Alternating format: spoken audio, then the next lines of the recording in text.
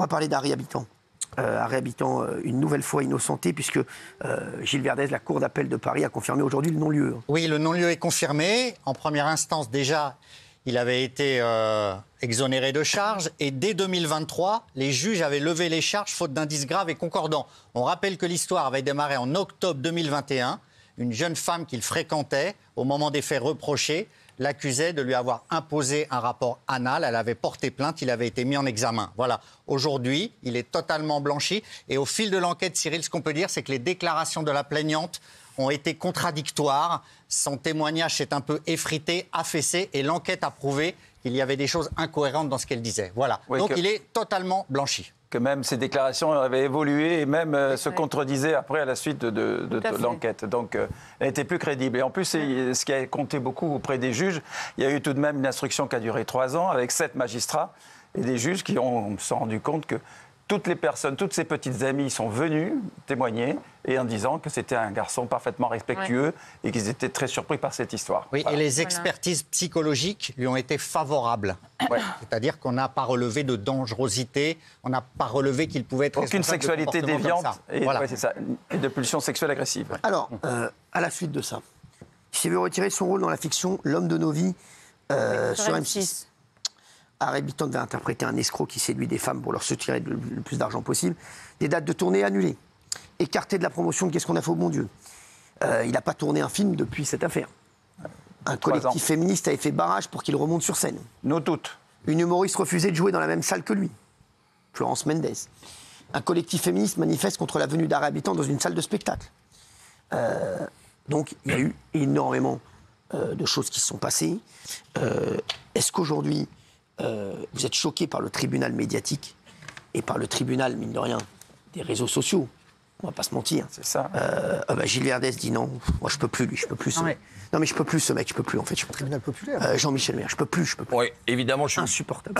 Je suis choqué par les proportions que ça prend avant même qu'on ait une once d'indices, enfin de preuves. Voilà, donc ça c'est choquant. Mais ce qui me choque le plus, c'est pas tellement le tribunal médiatique, mais c'est le silence de ceux qui avaient accusé et qui, après, ne font pas leur mea culpa. Parce qu'il y a eu 2000 papiers, il va y avoir 3 entrefilés. Tous déplanqués. Voilà, tous déplanqués. Il y a eu 3000 papiers sur Harry Habitant pour l'accuser, à tort, sans savoir, et il va y avoir 3 entrefilés pour dire qu'il a été innocenté. Ouais. C'est ça que je trouve le plus dégueulasse et le plus horrible. Et nous on l'a fait, on en a parlé longuement de cette affaire. Oui. Là, aujourd'hui, c'est pour ça qu'on va parler longuement de ce non-lieu ce soir. Parce que, les mecs, j'ai pas vu beaucoup j'ai pas vu beaucoup d'émissions ou de presse faire des unes avec Harry Habitant. Bien sûr, innocenté. Non mais c'est fou. Moi, je suis passée l'autre jour, je vous l'avais dit, dans un taxi devant une colonne Maurice était affiché son spectacle, parce que maintenant on les affiche très très longtemps à l'avance, et le truc était tagué, on aura ta peau. Inqualifiable. Bien sûr. Il faut tout de même reconnaître que le mouvement MeToo a joué un rôle très important. Oui, mais vous êtes obligé de le dire. Il faut le dire, pour la dénonciation vraiment des agressions et des violences faites aux femmes. Et ça on l'a jamais. Ça, on l'a jamais nié. Je le dis. Je veux dire parce que tout le monde m'est tombé dessus quand dans l'émission j'avais dit présomption d'innocence. C'était ça. J'avais juste demandé ça. Mais tout le monde m'est tombé dessus. Moi je parle pas du mouvement MeToo, etc. Le mouvement MeToo, ils font leur truc, on comprend, etc. Sauf qu'il y a une absence de présomption d'innocence. On peut leur faire beaucoup de reproches. Non, mais je pense et puis les dénonciations calomnieuses sur les réseaux, et on y va. Oui, et du coup, ta vie est gâchée. Souvent. Ton boulot est gâché, tout est gâché, alors que rien n'a été jugé ni traité. Enfin, c'est quand même inadmissible, il faut quand même le reconnaître. Ça te tombe dessus. Et toi, tu as raconté une histoire tout à l'heure, Sophie, j'aimerais bien que tu racontes, s'il te plaît. Parce qu'elle est elle raconte beaucoup, elle veut dire beaucoup de choses. Oui. Moi, j'avais une fille qui m'avait contactée à un moment donné pour me dire, voilà, j'aimerais bien qu'on mette dans la sauce ce mec-là, qui était un ex qu'on avait en commun. Bon, elle me dit, j'aimerais bien qu'on le fasse tomber. Incroyable. Alors, ce mec, la seule faute qu'il avait commise, en fait, le seul truc qu'on pouvait lui reprocher, c'était qu'effectivement, il ne se comportait pas très bien avec les femmes, à savoir qu'il avait une relation et avec elle et avec moi, un coup avec elle, un coup avec moi, un coup il revenait, etc. Mais évidemment, c'est pas un... qui dit c'est dégueulasse. Non, mais c'est pas un crime. Et effectivement, elle m'avait contactée en me disant, voilà, j'aimerais qu'on ouvre notre gueule, qu'on le fasse tomber, qu'on se mette ensemble et qu'on lui démonte, publiquement son image. Donc oui, ça peut arriver. Après, pourquoi je dis non, je suis pas choquée, parce qu'effectivement, il a été victime, puisqu'il a été innocenté, donc il a été victime d'avoir été boycotté, etc. Mais je peux comprendre la frilosité aussi, je peux comprendre qu'on soit, une fois que le doute, la graine est plantée, ça germe, Bah oui, mais la problématique, c'est là où il y a un problème de fond. Je suis d'accord problème de fond. avec toi, mais en même temps... Mais c'est un problème de fond sur un point. C'est qu'en fait, on parlait de la presse, etc. Alors c'est Tocqueville qui écrivait que la presse, c'est le miroir de la société. 7e. Il y a quelque chose de ça. C'est-à-dire qu'en fait, on interpelle la presse, mais c'est la société qui veut ça. C'est la société qui veut finalement des coupables faciles. Le tribunal médiatique a remplacé le tribunal judiciaire, mais le tribunal judiciaire se sert volontiers du tribunal médiatique. Tout à fait.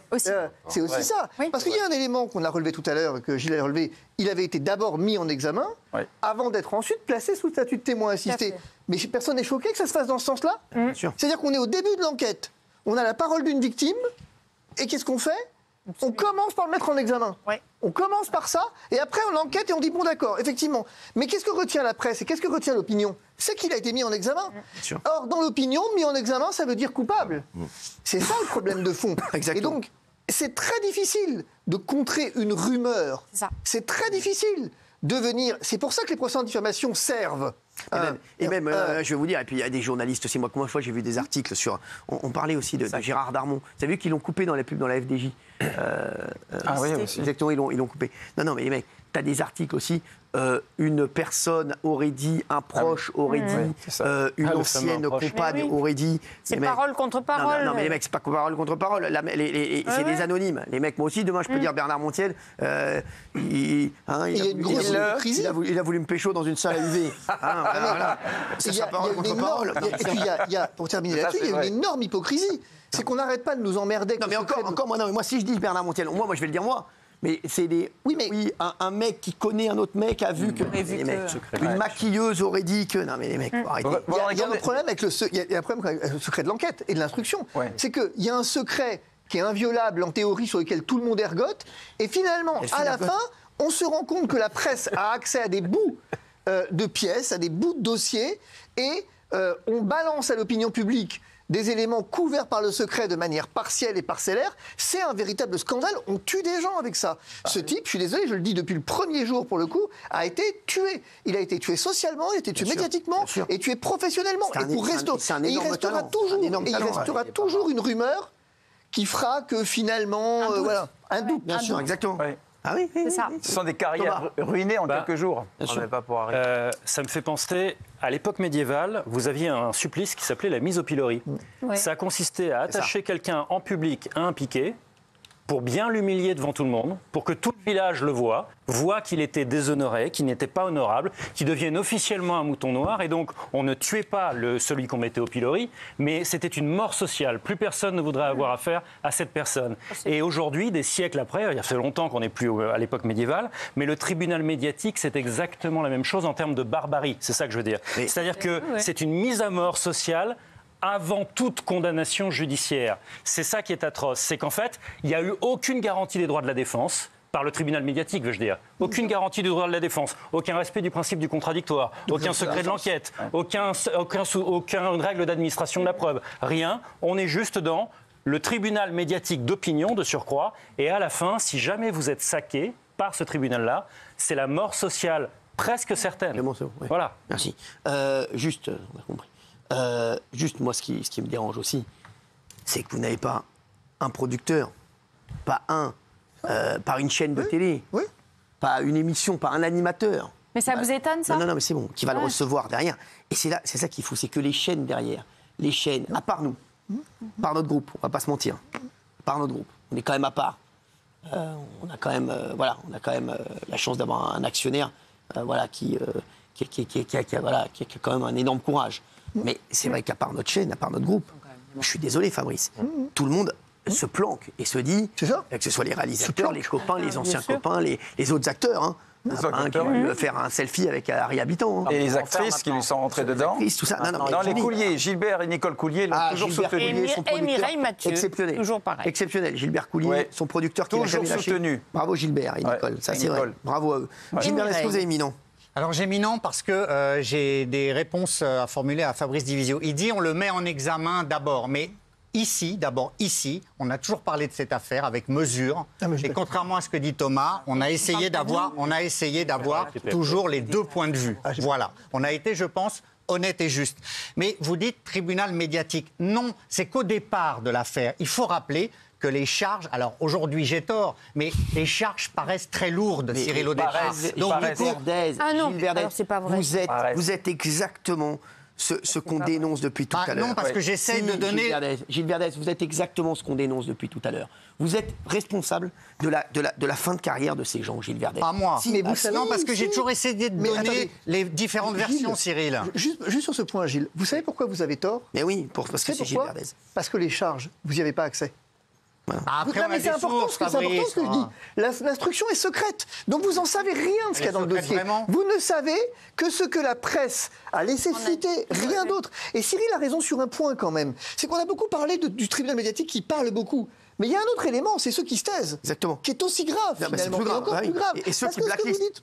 Ceux qui le blacklistent. Parce que ce que vous dites, Gilles, à la limite, on peut l'entendre, etc. Mais aujourd'hui, où on le sait, ce serait l'occasion, pour le coup, de faire taire et de parler précisément, et de reparler, et de faire son mea culpa. Ce serait l'occasion de rompre le silence. Mais je me dégonfle pas, c'est pour ça que j'ai mis non, Cyril. Non, mais parce qu'on en a parlé ici, je vais pas dire maintenant. Vous voyez ce que je veux dire? Ici, on en a toujours parlé, on a donné les points de vue. Voilà, donc peut-être qu'on n'aurait pas dû parler de l'affaire, mais voilà. Alors évidemment, quand l'homme il est innocent, ça doit être horrible moralement. Mais maintenant, c'est délicat, mais c'est comme ça. Et je pense qu'il y en a plein qui pensent comme moi.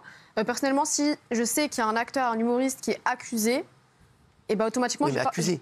Non, mais genre s'il y a des choses... Non, mais accusé, on n'est pas, il n'est pas accusé. Il est innocenté, il n'a rien fait. Oui, mais je veux dire, si de base, à l'époque, il y a des histoires comme ça, je n'ai pas envie d'aller voir cette personne en concert, j'ai pas envie de la voir au cinéma. Ça n'a rien à voir.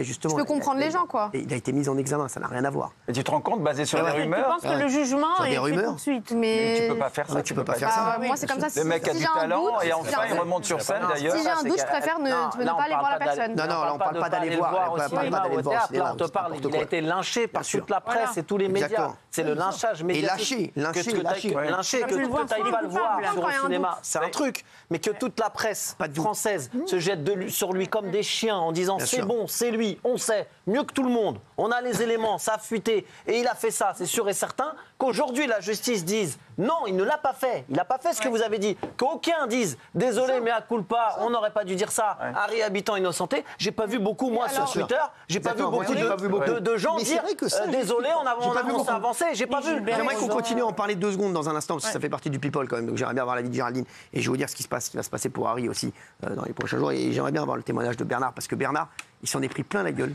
Moi aussi. J'aimerais bien avoir Non, mais arrêtez de vous mettre au même niveau que Bernard.